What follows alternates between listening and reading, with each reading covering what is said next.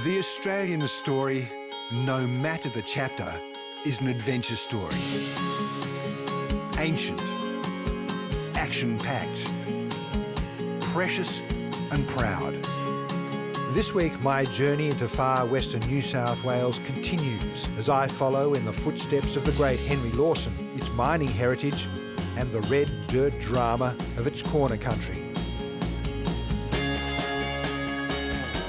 Ours is a country of open roads and experiences wild and new. An adventure story that's yours for the making.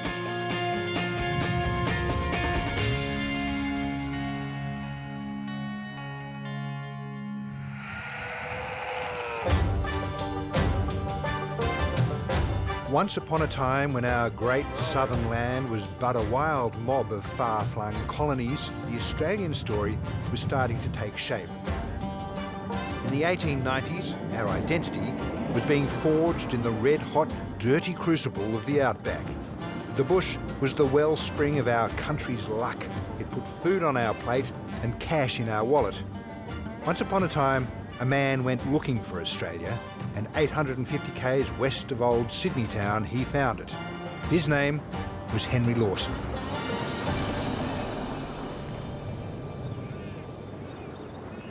There's a history out here, an incredible history of unrelenting spirit born of man's grit and determination, and that truly Australian knack of turning hardship into triumph and celebration. For this is the Australia of poetry, art, humour and great character, as we'll discover as we crisscross the country from Bourke to Broken Hill. It's been a long drive, but I'm here. Bourke on the Darling River, a town of 3,000 people. It's the gateway to the far west of New South Wales and steeped in history. I've come to walk in the footsteps of one of Australia's great poets, a man who breathed, worked and wrote us all into the hot, dusty legend that is the Australian bush. To take me there, another poet, but from the modern age. Welcome to Bourke. Thanks very much. Come in, I'll show you around. It's an intriguing joint you got here, isn't it? Because it's somehow etched itself in the national psyche. It's true, it's true. There's always a back of Bourke somewhere floating around in the Australian vernacular. What happens here today? So we're all here because of the river. So the Darling River runs along the edge of Bourke, and it's the lifeblood of what happens in, certainly in Bourke and most of Western New South Wales. The early 1890s in Western New South Wales, there's something like 15 million sheep. And then, of course, that brings with all the industry that comes with that, the pastoralists on one side, and this real hotbed of union activity that sort of once happened in Bourke. Into the middle of that walked this sensitive, shy, half-deaf poet looking for a way to describe Australia, and here's where he came to look.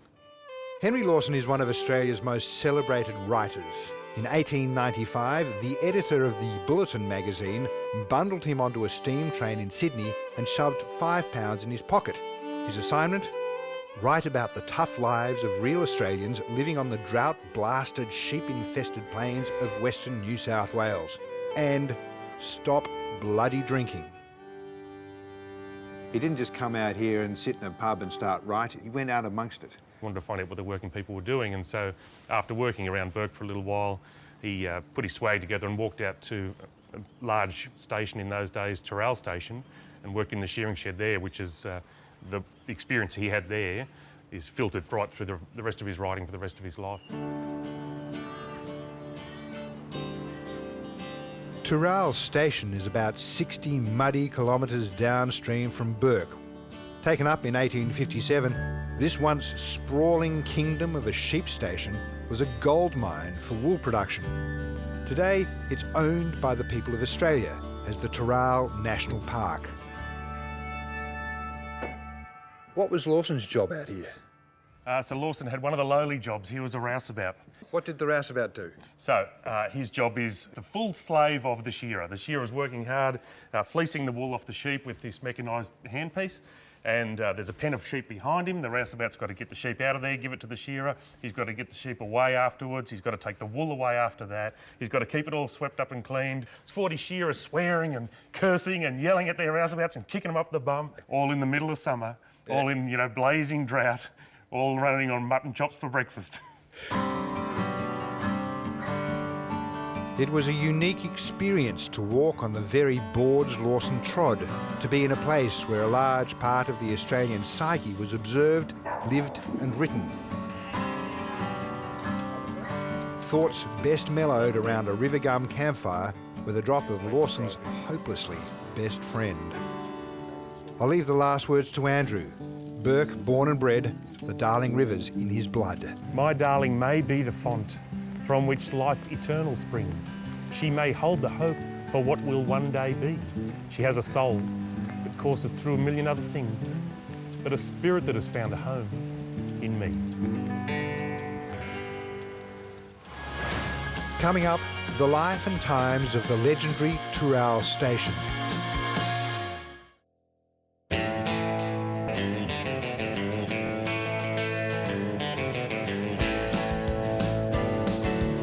I'm leaving Burke on my way to Wilcannia. I'm going to drive a road less travelled, the Darling River Run, by cutting through Old Tooral Station again. But my thoughts are still with Lawson and the hard lives of the other fellas. With all those hundreds of thousands of sheep, who was making the money? How was the other half living? The answer had been right under my nose yesterday and now a ghost in front of me today. The Tooral homestead. She's a grand old dame of a homestead. What do you know of the history? This was built as a wedding present from the station owner at the time, a fellow called Samuel McCackey, for his niece Louisa and her husband Matthew Robinson, who was the station manager at the time. They were clearly in the money. Well, they were, which goes to show the success of the pastoral enterprise at the time. You know, it's the golden era of the Australian wool industry back then. Yeah. What was it like in there back then? She's fairly dilapidated, so we can't go inside. But to give you an idea, 24 rooms. Every evening they'll come dressed to the nines, silver service, the works. Incredible. Out here? Out here. At first glance, the homestead is a somewhat dilapidated and eerie place to explore, but it's all in the way you look at it. Because where Italy has its ruins of Pompeii and Greece its Acropolis, while these crumbling walls are ever so humble, Tooral's ruins evoke the pastoral glories of our colonial past and clearly demonstrate the social differences between the homestead's landed gentry and Henry Lawson's sheep shearing mates. While Tooral National Park is chock full of our colonial history, its camping and picnic areas are some of the Darling River's best. This is the Darling River Road that runs between Burke and Wilcannia and beyond, and it's exactly the kind of terrain that Lawson would have encountered. And he wrote home to his mum to describe those conditions, and he said, and I quote, "You can have no idea of the country out here. Men tramp and beg and live like dogs." He went on to say, "There is nothing to see, however, and not a soul to meet." I'm beginning to get his feeling.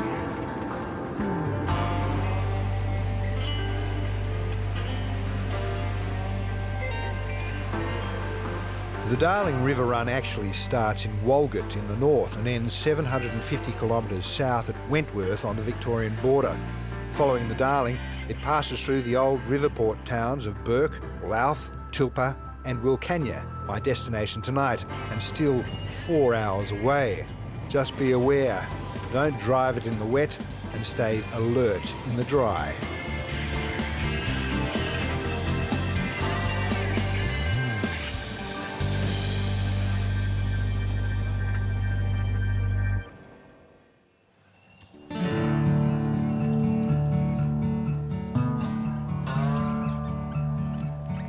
I arrived finally late last night after 4 hours on that Darling River Road. The lights of Wilcannia appeared and this, Campervanner's oasis.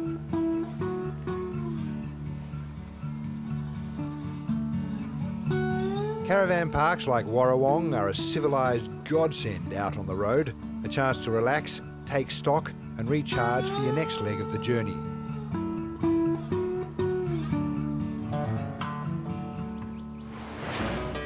And remember, our website, agadventures.com.au, has all the latest caravanning and four-wheel driving information ready and waiting for you to discover.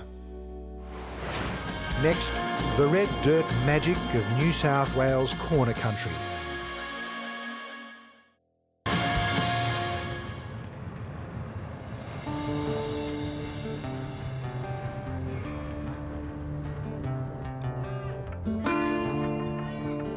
Right now I'm heading to Broken Hill, but the long way. I'm hooking up into the sunny, very sunny, northwest corner of New South Wales. This is White Cliffs. Population around 100 people. Average rainfall 246 millimetres per year, about 1/5 of the state capital, Sydney. Opal is the main trade, and it's been mined here since the 1880s when a party of hunters stumbled across the coloured stones. While rainfall is scarce, there is an absolute abundance of sunshine. At first glance, White Cliffs looks little more than a dusty clutch of opal miners' cottages, but look at this. They are at what is sadly the all-too-lonely cutting edge of modern technology. This solar power station generates enough power to power 50% of the town. Each dish powers up between 10 and 15 houses. Now, why isn't every Australian town doing this?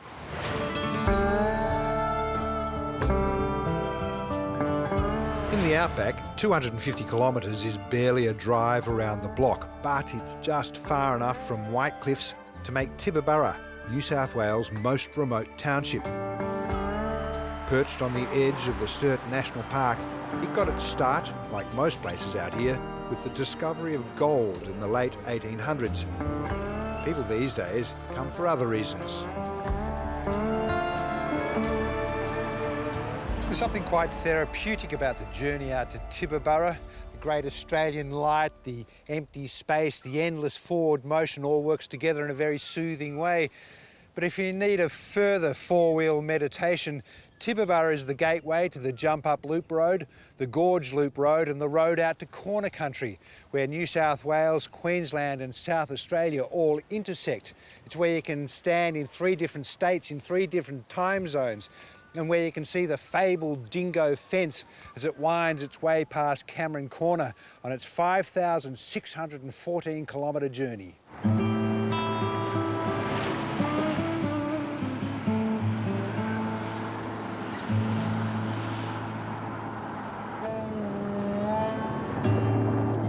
Now, Tibooburra might be isolated, but the place I'm staying at tonight is small.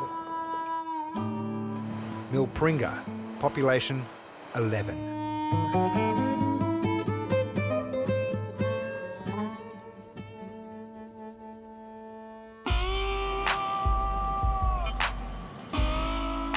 It's hard to believe today, but the township of Milpringa was once home to 3,000 people, mostly men, and all here to get lucky with gold.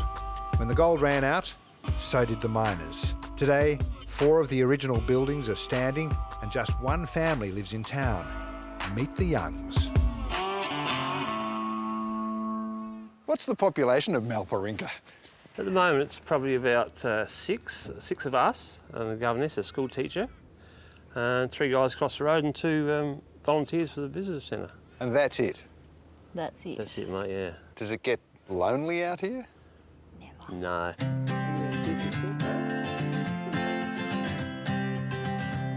What do you do with the kids? What do they do for fun? Oh my God, they're Motorbikes. motorbikes. Yeah. They live on their motorbikes. Yeah.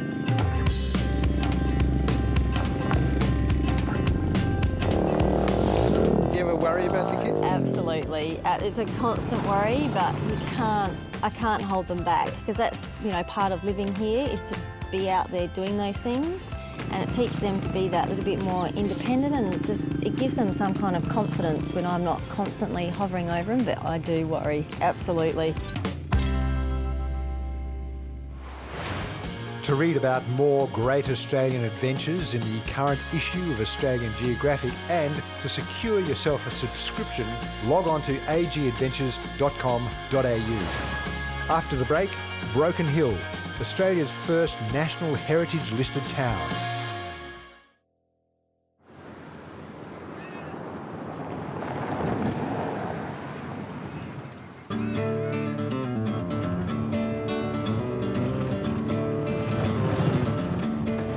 I'm on my way to Broken Hill, a city of nearly 20,000 people and the heart of far western New South Wales. It's a place I've visited a couple of times, but Broken Hill being Broken Hill, you never know quite what you'll find or who.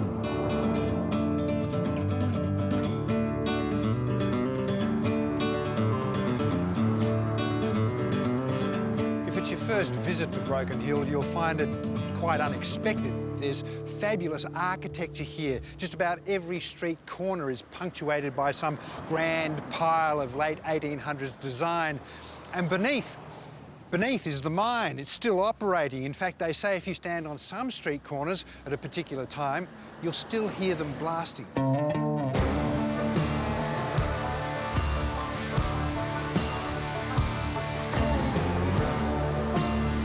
For nearly 150 years, the residents of Broken Hill have toiled to pull their income from deep underground. And it was here that the world's largest and most dominant mining company was started, from humble pastoral beginnings. I struck it lucky with city councillor, historian and born and bred local with rich vein of Broken Hill knowledge. Who are these people? These are the Syndicate of Seven, David. In 1883, a gentleman represented up here, Charles Rasp, a boundary rider from Mount Gips, found a specimen, went back to Mount Gips, discussed it with George McCulloch. They decided to form a syndicate. The syndicate consisted of a couple of dam sinkers that were working on the property, and the rest of them were workers. And these guys set up BHP, basically. This, you know, from a very small beginning, we have what we have today. 132 years of mining in Broken Hill and still mining. As you can imagine, mining in the late 1800s was a dangerous affair. Hundreds died, and their lives are commemorated here at the Miners' Memorial. But what emerged from the tragedy was a social change that is still reverberating in the workforce today.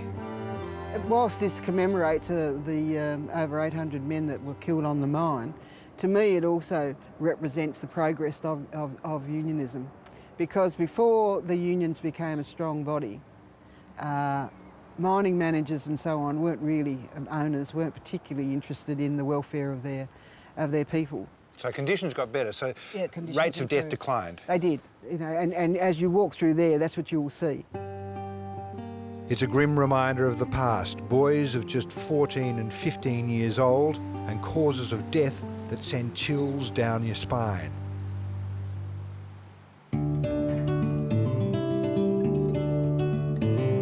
It doesn't take much to get out of town here, 20 kilometres up the road, and I'm back in time, and back where Broken Hill began, Mount Gips Station.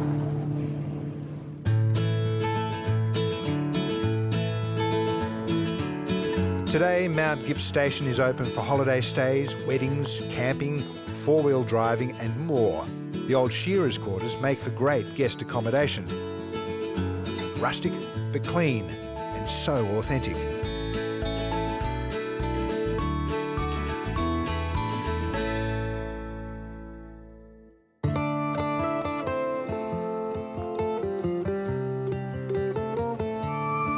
That's our neighbours across there. If you go around this way a little bit further, it's Broken Hill. So the distance between you and your nearest neighbour is about the size of a small European country? It probably is, yeah. Wow, it's magnificent though, isn't it?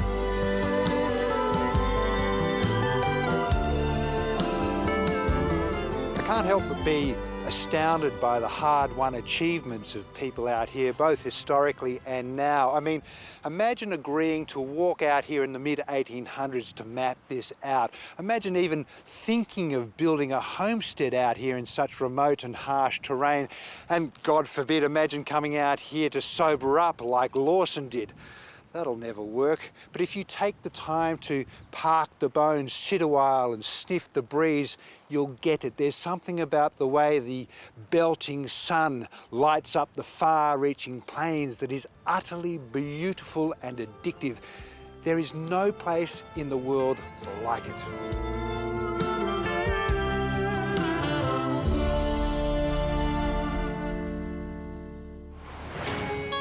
If any of our inland travels have fired up your sense of wanderlust, or maybe you'd just like to experience a new adventure every week, see Brits, and owning an RV could be for you. This week's Outback Wanderings uncovered some quality accommodation for the team and I. The Broken Hill Tourist Park has sites from $38 and cabins from $85. Dubbo City Holiday Park has sites from $30 and cabins from $110. And remember, if you have seen anything on the show that has inspired you, don't forget our website, agadventures.com.au, has heaps of useful information on how to research and book your Great Western Plains escape.